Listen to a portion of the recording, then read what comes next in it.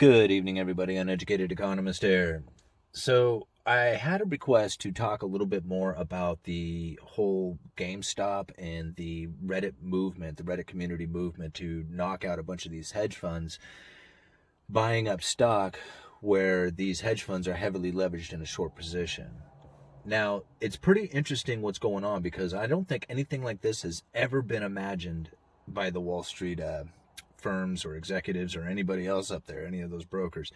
Nobody, I don't think, ever thought that a community of people online could start a movement to purposely damage a hedge fund or to purposely damage, Wall Street particulars in general.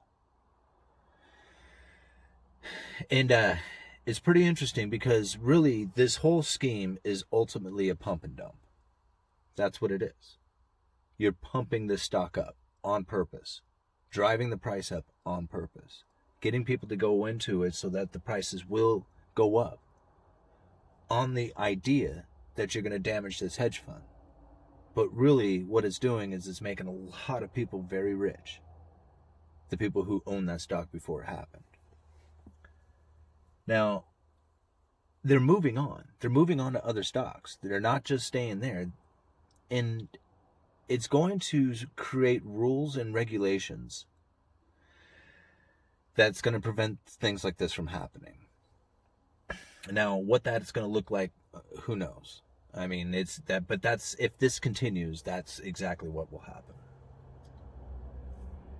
Now, one of the things I got to thinking about here was some of the people have a really hard time with Robinhood and like the other online trading platforms preventing people from buying these particular stocks, like from joining in on the protest. Like they don't want to be part of the movement, and they get real upset with it. They say this is the fault of capitalism. This is capitalism doing this, right? This is why capitalism should end. And the people who are saying that, because I was reading some comments on this thing, and this is what some people were saying. It was just like, capitalism expects us to work hard and pull ourselves up by our bootstraps, and when they figure out a way to get in there like this, they totally, stifle the whole thing. And so I got to thinking about this, and I'm like, no, it is capitalism that gave you guys the opportunity to do it. You have them on their heels. Keep up the momentum. Keep it going. Don't stop now. Just because Robinhood and all these other guys, they're preventing it, don't let that stop you from doing this. You guys have figured it out. You have a way of preventing Wall Street from just doing whatever they want to you, and now you can push them around. That's pretty amazing. And that's capitalism that's giving you that opportunity. See, when these guys make up these rules, and they say, no, you can't do that, that's not capitalism. That's crony capitalism taking over. You, the people who are part of that protest, that is the capitalism. That's you guys putting your capital to work and doing what it is that you are expecting it to do. Now, whether you're protesting or trying to start a business or whatever, that's part of it. And that's what you're doing. And you should be proud of yourselves. And don't blame capitalism because they're not allowing you to do it. That's crony capitalism stepping in. See, they want private gains and public losses. But when you got private gains like you guys are doing, well, that makes them real upset. That's crony capitalism taking over. Don't blame capitalism, I say embrace that stuff. Embrace it. Take it on. And I hear about this whole Reddit community buying in to silver. Like they're going to push silver. Silver is the next short position they want to take on. And I laugh so hard when I hear this because it just reminds me of 10 years ago. Crash JP Morgan buy silver. Anybody who has been following this for any length of time remembers the crash JP Morgan buy silver. Max Kaiser pushed it heavily. Pushed silver to $500 an ounce. What was it? You had that Giabo. Global insurrection against banker occupation. Remember that stuff? Total pump and dump scheme. He was selling little ounces, 50 ounce or $50 1 ounce pieces with his little image on it.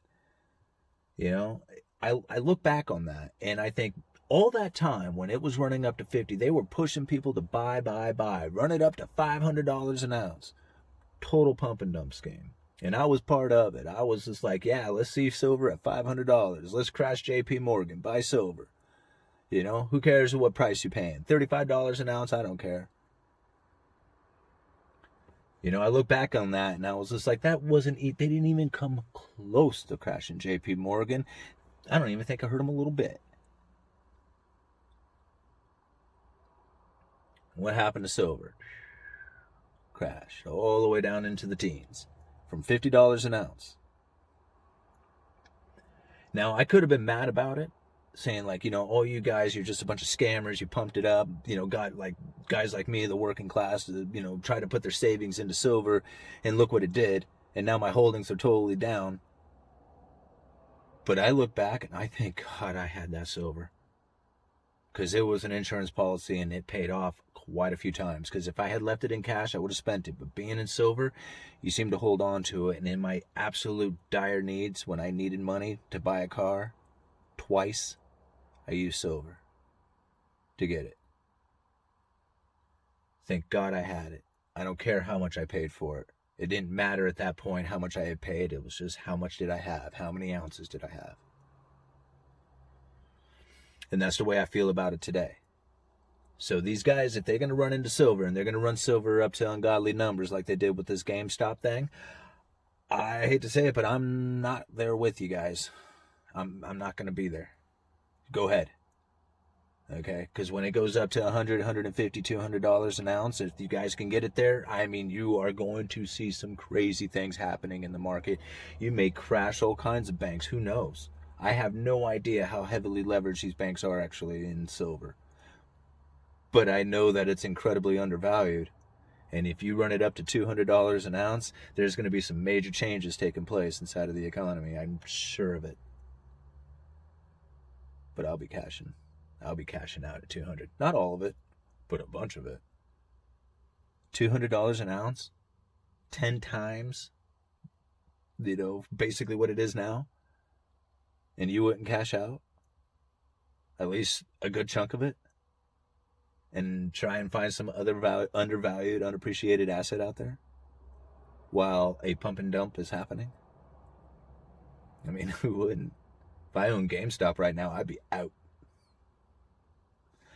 All right, Uneducated Economist. You guys let me know. And, you know, one more thing I wanted to kind of say about these other online brokers before I let you guys go is when they put up these rules that say you can't do certain things, you shouldn't blame them for that. I mean, it's their platform, right? You're choosing to use it. If you don't like it, leave.